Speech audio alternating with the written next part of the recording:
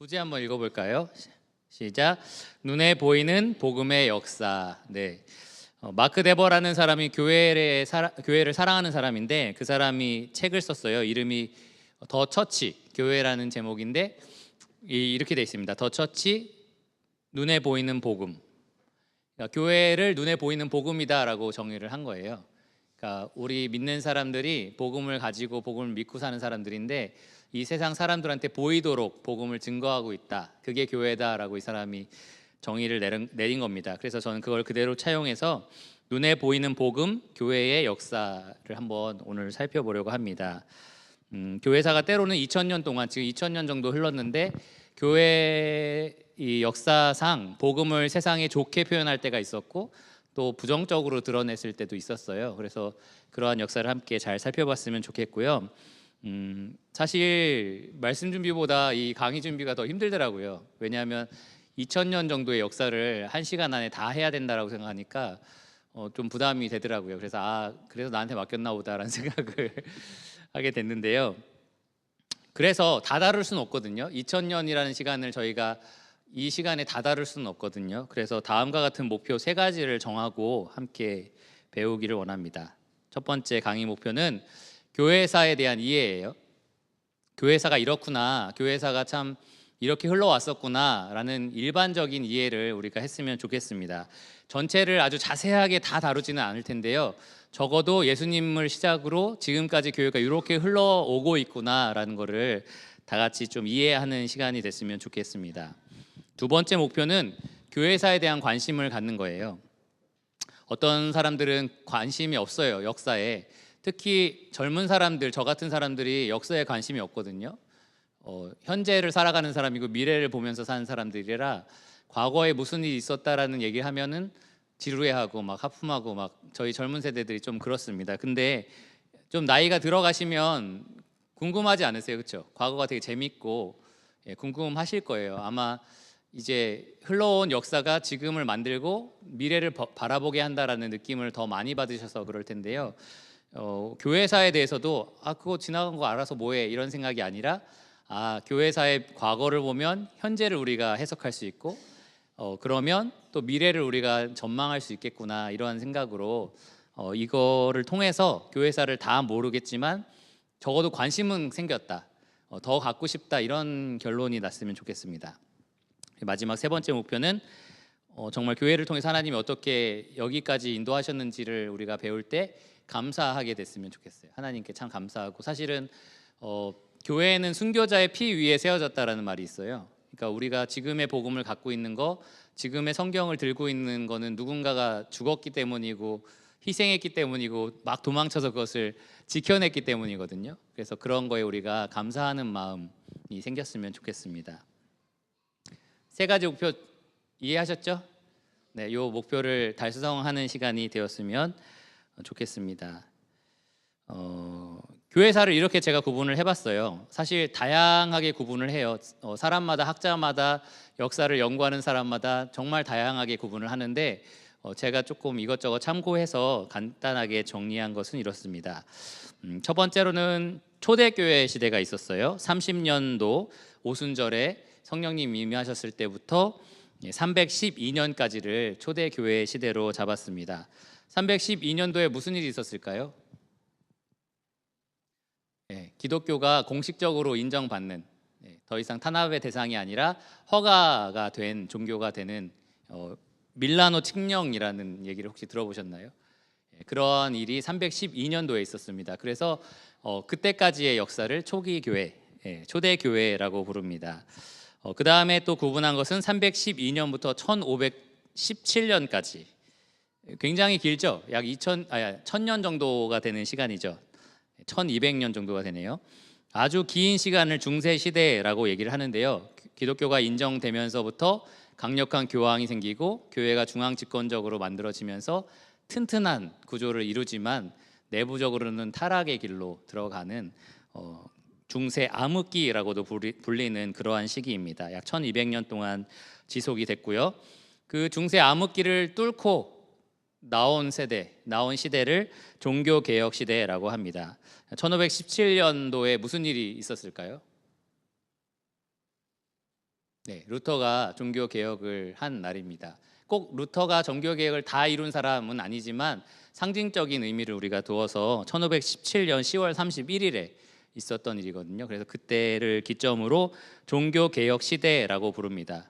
보통은 유럽 부근에서 이러한 다양한 교회 개혁 운동이 일어났던 거죠. 카톨릭을 원래는 개혁하자라는 식으로 일어났는데 더 이상 카톨릭과 함께할 수 없어서 다른 개교회들이 이제 뛰쳐나온 개신교라고 불리는 그러한 교회들이 막 국가마다 우후죽순으로 생기는 그러한 시대를 가리킵니다.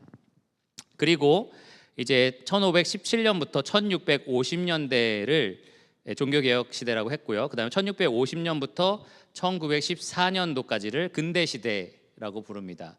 어떤 학자들은 이 1650년부터 2018년까지, 그러니까 아예 전체를 다 합쳐서 근현대 시대 이렇게 부르는 사람도 있어요.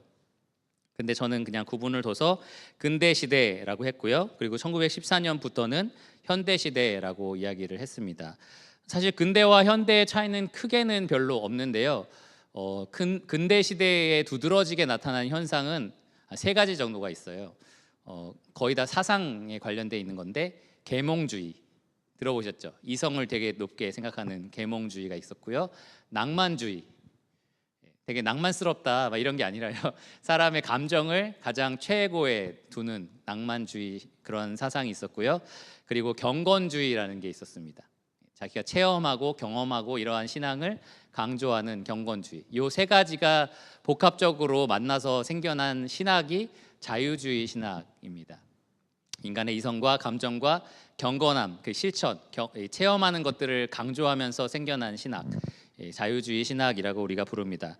그 영향권이 근대부터 시작해서 현대까지 계속해서 이어져 오기 때문에 어떤 사람들은 근대와 현대 구분을 그렇게 뚜렷하게 하지 않고 있습니다. 그러면 이렇게 한 개 한 개 차근차근히 하지만 간략하게 한번 살펴보도록 하겠습니다. 전체 흐름을 알아가는 거니까요. 먼저 초대교회 시대입니다. 교회의 시작, 교회의 주인은 누구라고 혹시 배우셨나요? 우리 교회론 배우실 때 교회의 터, 교회의 기초, 예수 그리스도라고 배우셨죠? 여기 마태복음 16장 18절에 보면 내가 내 교회를 세우리라 이렇게 분명하게 말씀하셨습니다. 그러면서 이제 예수님께서 그 교회의 본격적인 시작점을 알려주셨는데, 사도행전 1장 8절에 보면 오직 성령이 너희에게 임하시면 너희가 권능을 받고 예루살렘과 온 유대와 사마리아와 땅끝까지 이르러 내 증인이 되리라 이렇게 말씀을 하십니다. 그러니까 예루살렘을 시작으로 유대, 사마리아 그리고 땅끝까지 이르러 이제 교회가 퍼져나가게 되는 거죠. 그 첫 시작점이 언제라고 말씀드렸죠? 오순절. 오순절이 무슨 날일까요? 여기 다 어르신들이라 괜찮은데 저는 이 주일학교 때부터 교회에서 자라면서 무슨 절 막 이러면은 약간 절 이름 같기도 하고 또 약간 제 느낌에는 약간 왠지 모르는데 떡 이름이 생각나더라고요. 그래서 왜 그런 생각이 났는지 모르겠는데, 오순절이라고 하면 이제 성령님이 임하신 그 날을 가리킵니다. 그래서 30년도 정도라고 우리가 생각을 합니다. 처음에 교회가 어디서 형성이 됐죠? 30년도 오순절 날 제자들이 어디에 모여 있었죠? 예루살렘에 모여 있었고 거기에 성령이 임하시고 그러면서 복음이 선포되면서 수천 명이 구원을 받았어요. 그러면서 그 예루살렘에 교회가 처음으로 생겨납니다. 그러다가 이 유대교에 있는 사람들이 반발을 하죠. 그리스도를 전파하는 거에 대해서 되게 반발을 하고, 또 그것을 이용하는 이 로마 정부가 이 교회를 핍박해서 인기를 얻으려고 해요. 그래서 막 사도들도 잡아다 죽이기도 하고, 그러니까 교회의 박해가 처음 시작된 거죠.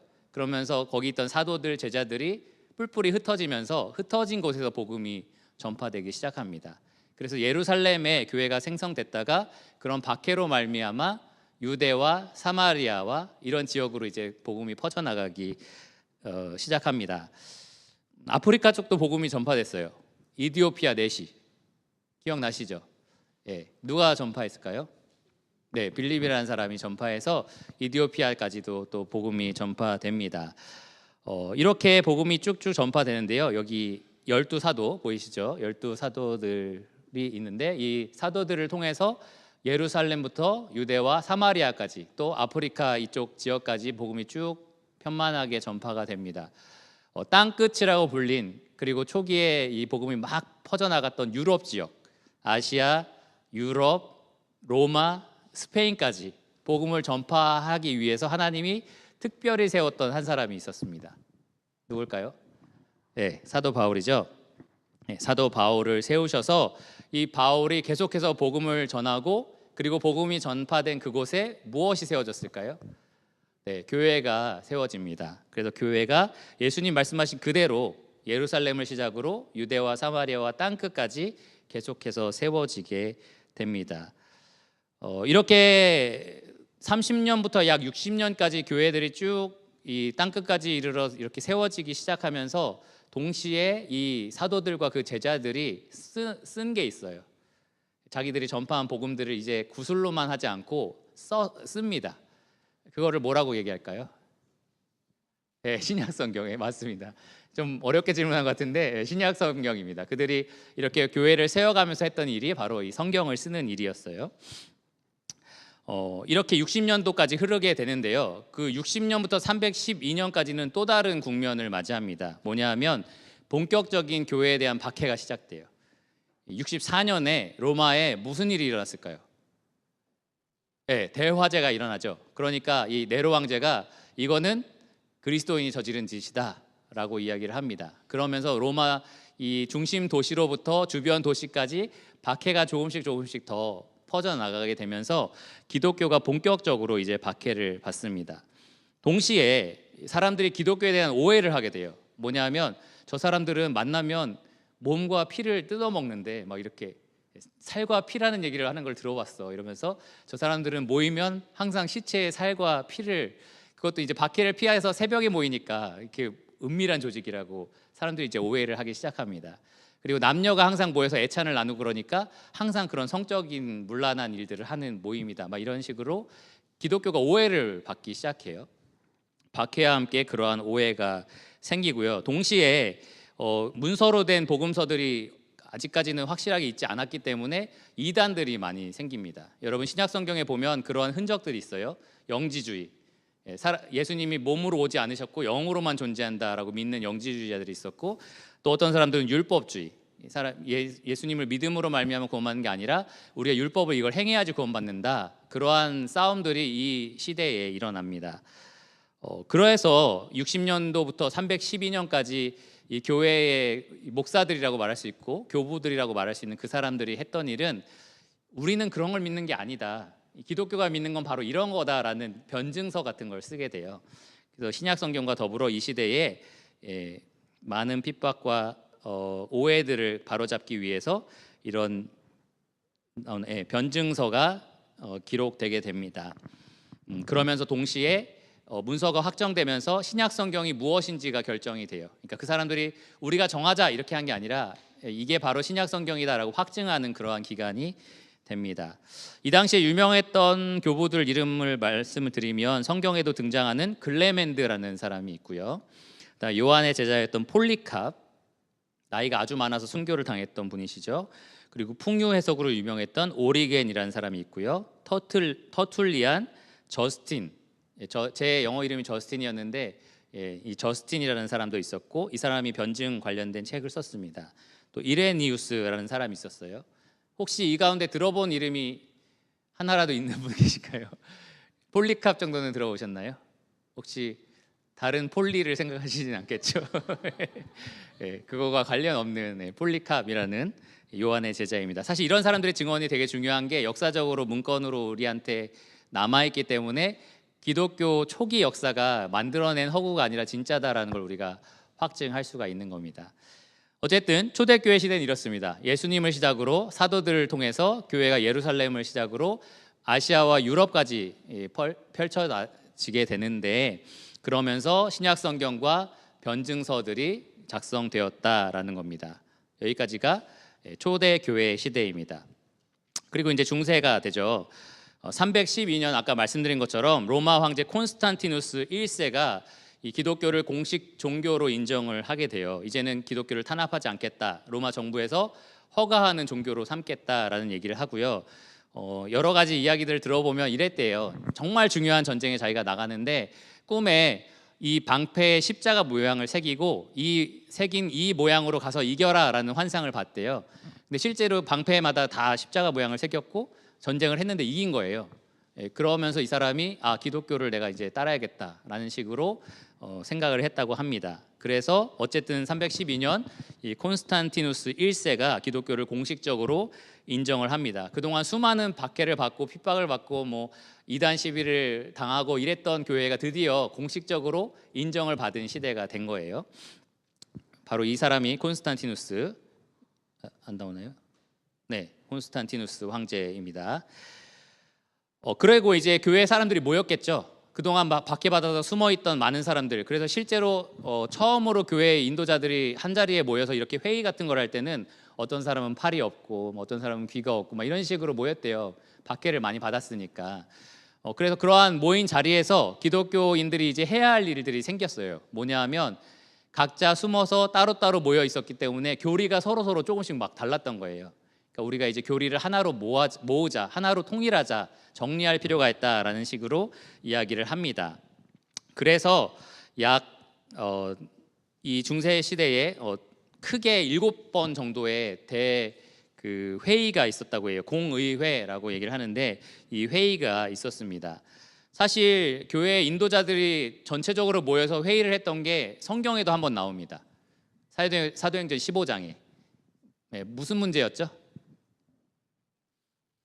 네, 구원받는 것이 율법에 따른 것이냐 아니면 예수님 믿는 믿음으로냐, 그걸로 따지게 됐고, 이제 바울과 이제 바나바 이런 사람들이 공의회의 결정, 최종 결정인 오직 믿음으로 받는 거다, 그걸 가지고 이제 교회마다 돌아다니면서 그 사실들을 알려줍니다.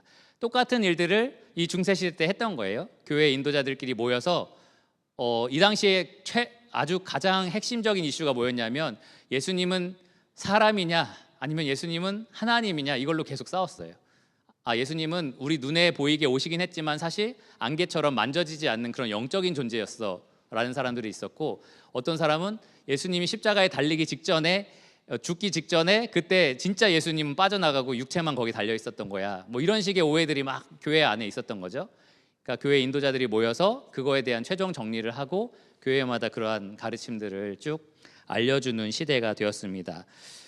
혹시 들어보셨을 수 있는데요, 니케아 공의회 325년에 있었고요. 그 다음에 콘스탄티노플 공의회, 에베소 공의회, 칼케돈 공의회, 제2, 3차 콘스탄티노플 공의회, 니케아 공의회, 이런 공의회를 통해서 계속했던 것들이 그동안 흩어져서 정리되지 않았던 교리를 바로 잡는 그러한 시간들이 됐던 거죠.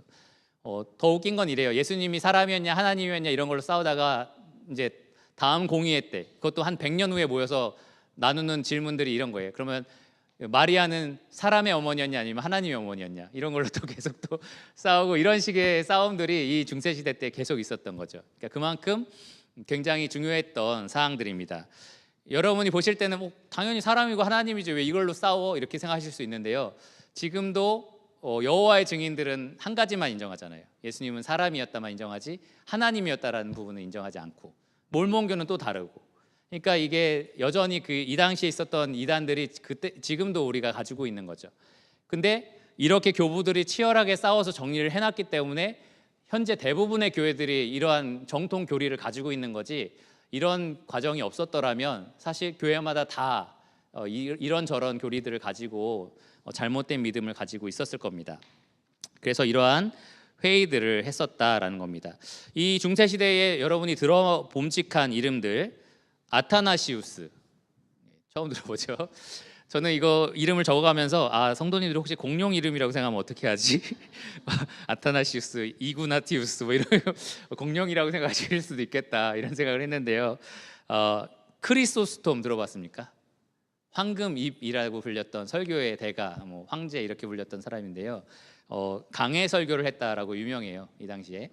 그리고 혹시 그러면 이 사람은 어거스틴, 좋습니다. 네.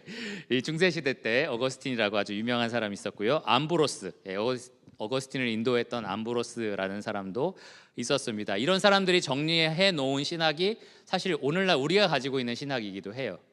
그래서 굉장히 우리가 가지고 있는 교리를 지키는데 중대한 일을 했던 사람입니다.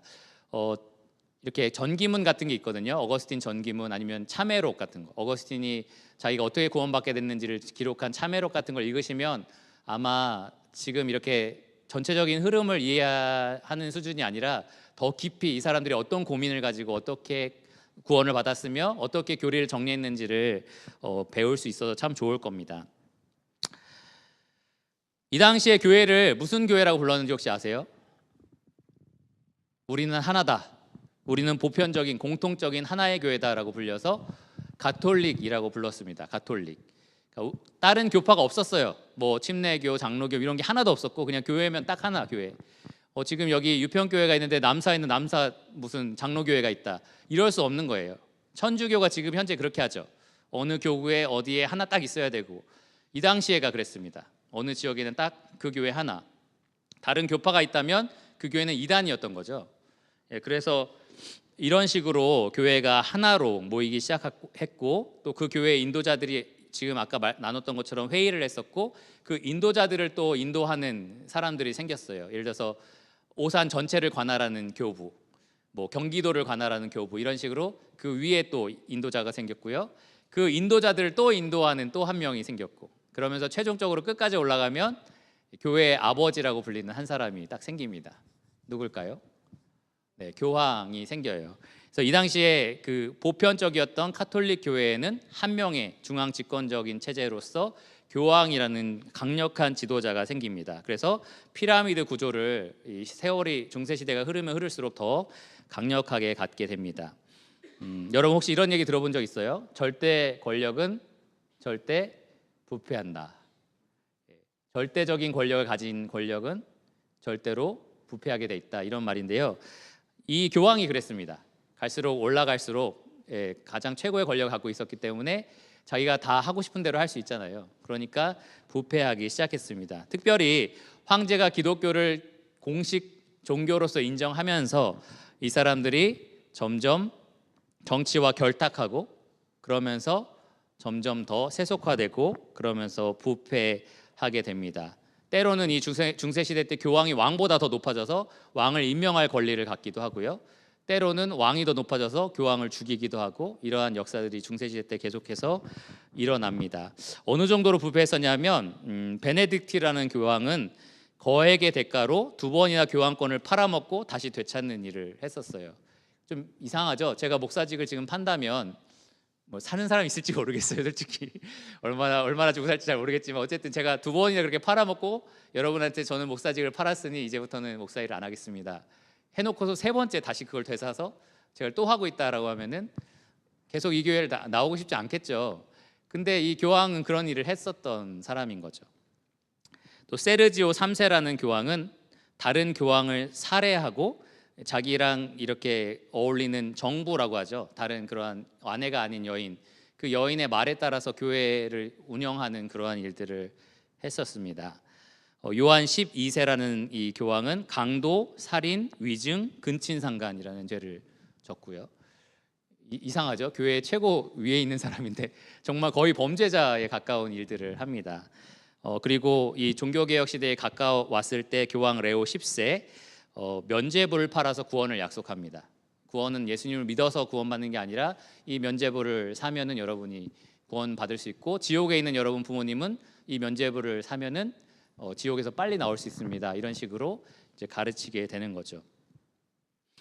교회가 전체적으로 그렇게 타락의 길을 가면서 중세 시대 때 발전했던 것 중에 하나는 또 수도승이라든지 수도원이 발전했어요. 교회는 너무 썩었어. 우리는 교회라는 시스템을 통해서 하나님을 만나지 않고 따로 저 산속 깊은 데 들어가서 우리끼리 이렇게 수도하면서 고행하면서 하나님과 만날 거야 라는 그룹들이 이제 생겨난 거죠. 그런 것들이 또 생기기 시작합니다. 중세 시대를 거치면서 이 교회가 성경의 권위가 아닌 사람의 권위, 교황의 권위를 더 인정하게 됐고요.